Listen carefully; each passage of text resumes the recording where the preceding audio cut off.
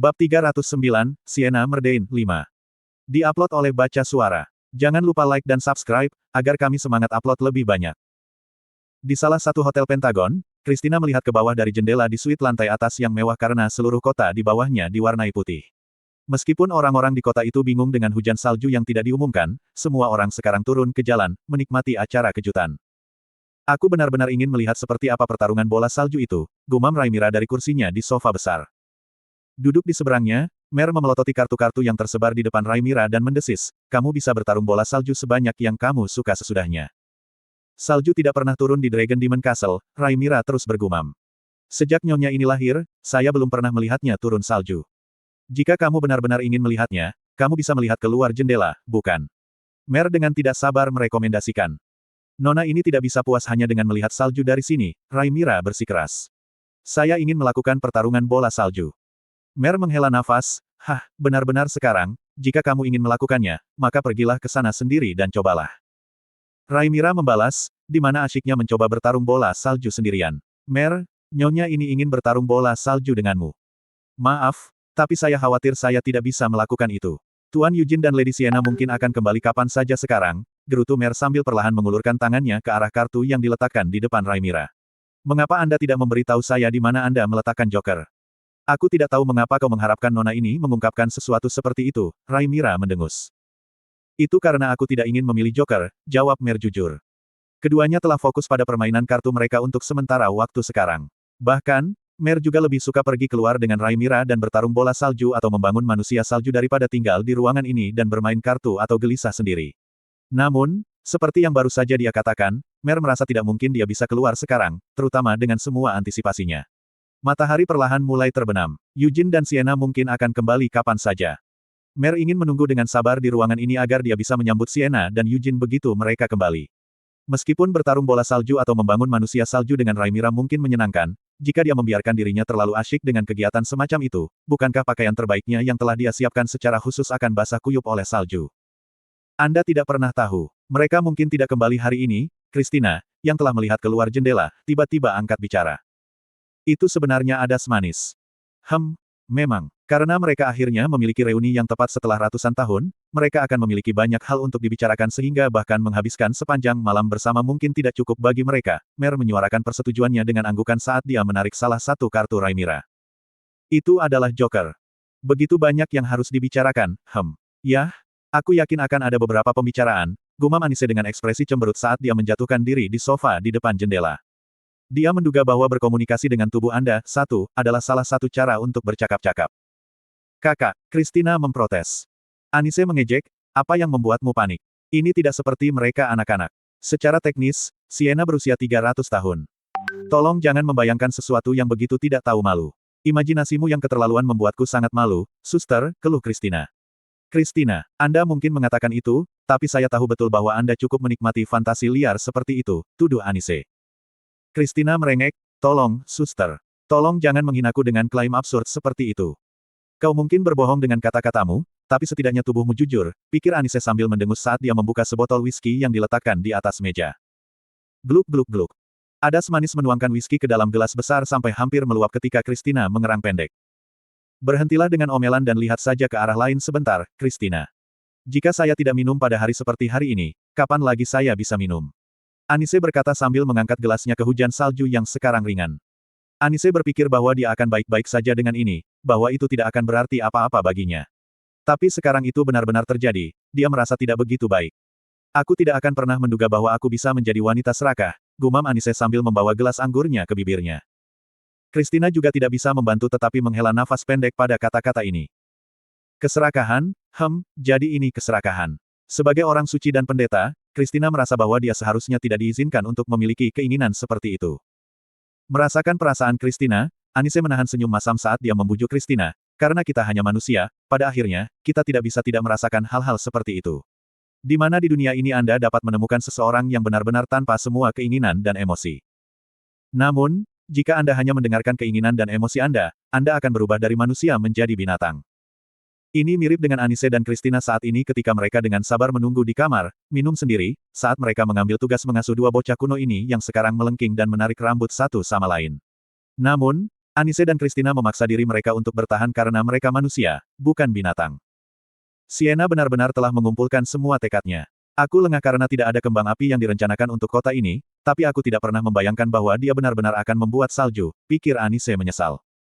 Christina mencoba berpikir optimis, saya tidak berpikir salju begitu istimewa. Lagi pula, bukankah kita dan Sir Eugene melihat begitu banyak salju di Ruher sehingga kita bosan? Salju yang kita lihat saat itu dan salju yang turun sekarang memiliki arti yang sangat berbeda, bantah Anise. Pertama-tama, sekarang, bukankah Eugene dan Sienna menyaksikan hujan salju ini sendirian? Juga, ini tidak seperti badai salju berat yang dengan gila-gilaan membombardir kami ketika kami berada di Ruher, taburan salju ringan ini sebenarnya terlihat cukup cantik. Christina mencoba mempertahankan maksudnya, tidak peduli bagaimana kamu melihatnya, itu masih salju yang sama. Tapi Anise dengan marah memotongnya, tidak, itu tidak sama. Sebagai seseorang dari era ini, tidak bisakah kamu mengatakan hal sesederhana itu?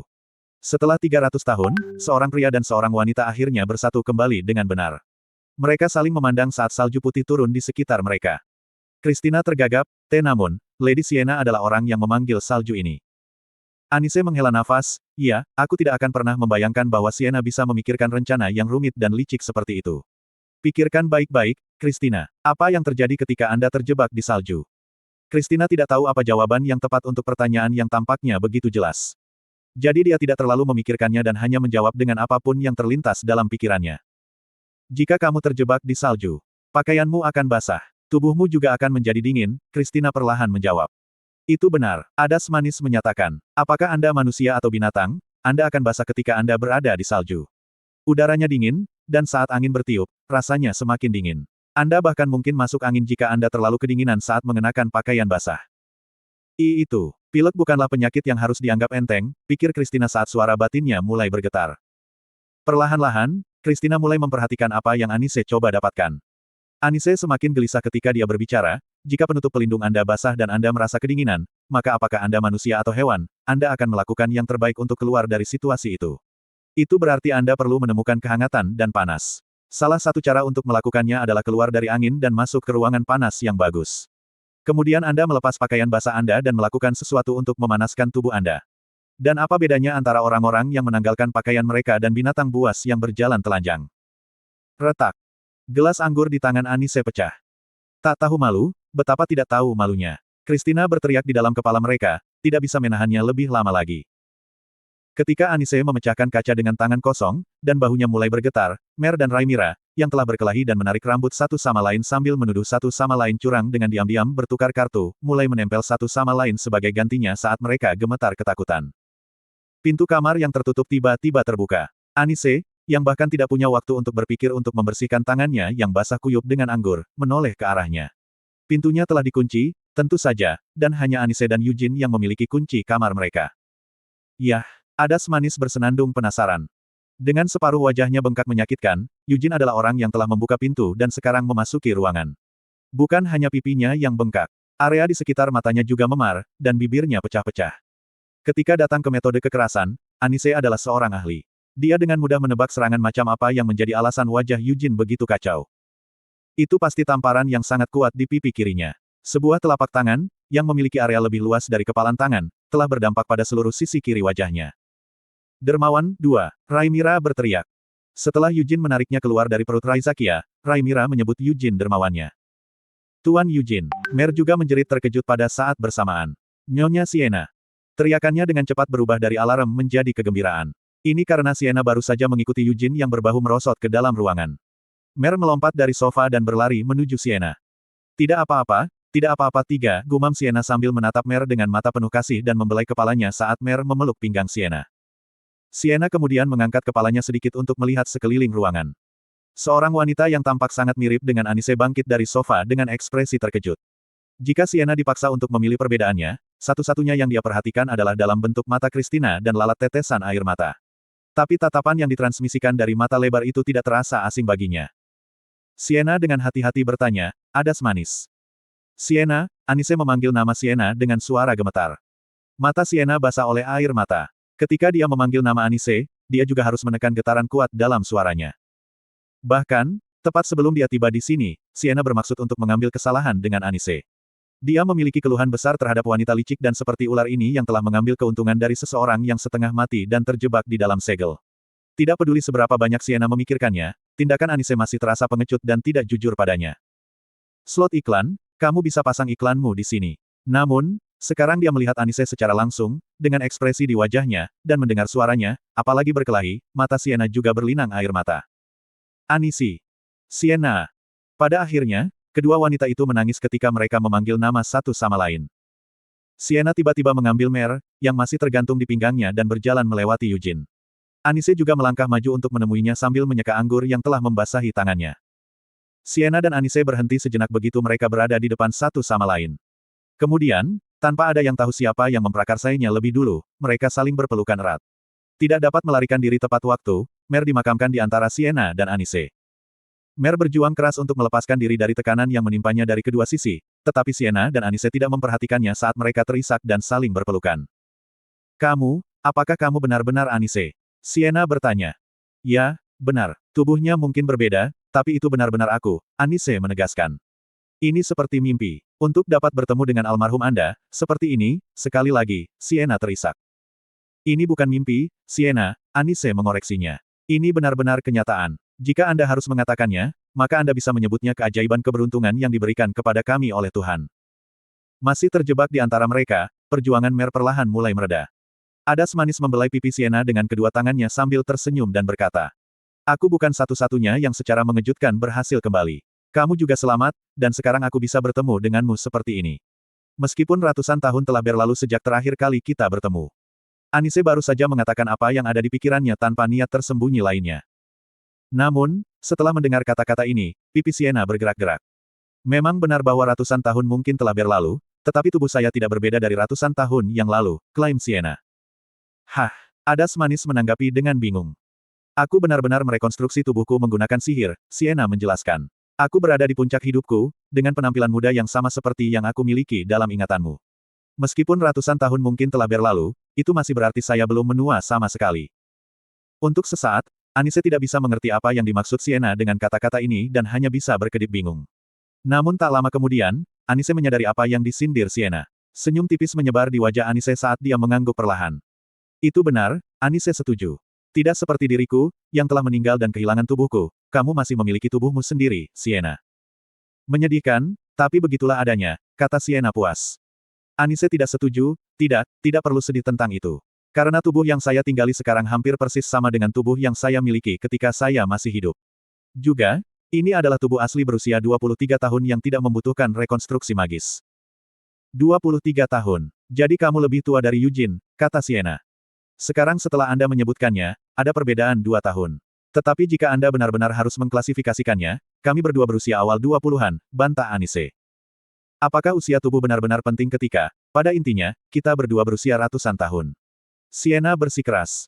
Tidakkah menurutmu aneh menghitung tahun-tahun ketika aku mati sebagai bagian dari usiaku? Anise membantah. Juga, terlepas dari apa intinya, aku masih berpikir lebih baik cangkangnya tidak berumur ratusan tahun, bukan? Bukankah aku mengatakan bahwa aku telah merekonstruksi tubuhku secara ajaib? Sienna mengulangi dirinya dengan tidak sabar.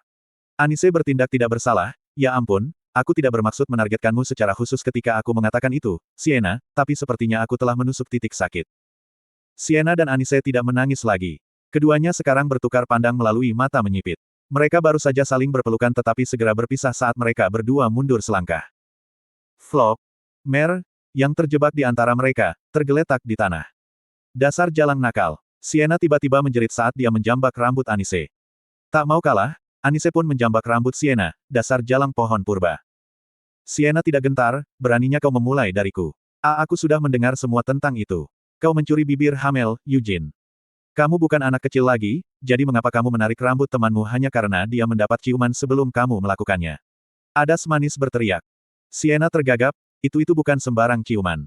Aku mendengar keseluruhan cerita. Saat kamu mencuri bibir Eugene, kamu mencuri ciuman pertamanya.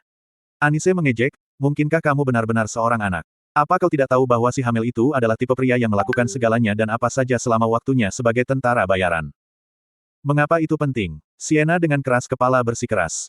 Itu saja di kehidupan masa lalunya. Juga, semua tentara bayaran seperti itu. Setidaknya dia tidak pernah melakukan hal semacam itu begitu dia bertemu dengan kami. Masa lalu tidak penting, itu hadiahnya. Fakta penting dari masalah ini adalah bahwa kamu mengambil ciuman pertama Hamel saat ini. Apakah fakta bahwa itu adalah ciuman pertama Hamel benar-benar satu-satunya hal penting untuk dipertimbangkan? Itu adalah ciuman pertamaku juga. Dan itu berarti itu juga ciuman pertama bagi pemilik tubuh ini, Christina. Anise mengaku. Mendengar kata-kata ini, alis Sienna terangkat. Kemudian dia bahkan mulai menggunakan tangannya yang lain untuk menarik rambut Anise. Itu berarti kalian semua bertukar ciuman pertamamu bersama. Aku satu-satunya yang dicurinya. Keluh Sienna. Len, apakah Anda mengatakan bahwa itu dicuri? Apakah itu berarti Hamel adalah orang yang secara pribadi memulai ciuman itu? Mata Anise melebar marah saat dia juga mulai menjambak rambut Sienna dengan kedua tangannya. Itu benar, itu dicuri. Sienna membenarkan dengan bangga. Apakah itu membuatmu cemburu? Hah? Anise mencibir, aku sama sekali tidak cemburu. Lebih baik mencuri ciuman daripada mencurinya. Itu sebabnya akulah yang mencuri. Sebelum kamu bisa. Sienna mengutuk, kenapa kamu tidak naik saja 4 saja, kamu hantu. Tutup mulutmu. Nafasmu berbau seperti akar pohon busuk. Anise balas berteriak. Eugene perlahan mulai merayap mendekati dua wanita yang masih merobek rambut satu sama lain. Dia ragu-ragu mencoba menengahi, Tidak peduli seberapa marahnya kamu, tidakkah kamu pikir kamu terlalu kasar dengan kata-katamu? Mereka berdua mendesis marah, What? Eugene meringis, maksudku, menyuruhnya untuk naik, bukankah itu sedikit? Eugene, apa kau benar-benar berpihak pada Anise tepat di depanku? Sienna menuduh. Tunggu, tolong, dengarkan saja sampai aku selesai bicara. Eugene memohon. Ini juga berlaku untukmu, Anise. Apa yang kamu katakan pada Sienna terlalu kasar. Sienna sama sekali tidak mencium bau akar pohon busuk. Pertama-tama, seperti apa bau akar pohon? Anise membela diri, Sienna adalah orang yang menghinaku lebih dulu. Sienna juga orang yang mulai menarik rambutku lebih dulu.